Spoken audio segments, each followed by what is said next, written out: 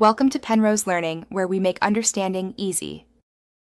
You start by signing into the Microsoft account tied to your Xbox.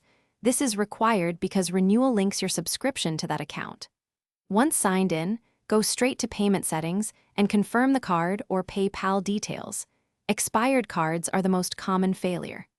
Make sure billing address matches bank records and there are no holds or past due balances because the system will block renewal until those clear. Next, navigate to subscriptions on your console or the Services and Subscriptions page online and locate Xbox Game Pass. Choose the renewal or buy option and pick the plan length you want. This is where you confirm cost and taxes, so there are no surprises. Once you select Confirm Purchase, the payment gateway will process the charge. Watch for an on-screen success message and save the receipt or email confirmation for your records. Finally, restart your Xbox to refresh subscription status and check that Game Pass shows active.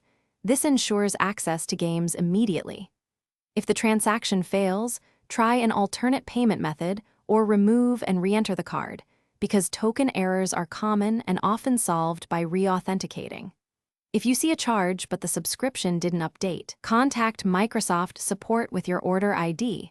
This is the key troubleshooting step that gets billing teams to reconcile issues for you. Thanks for watching. If this was helpful, leave a like and consider subscribing. See you next time.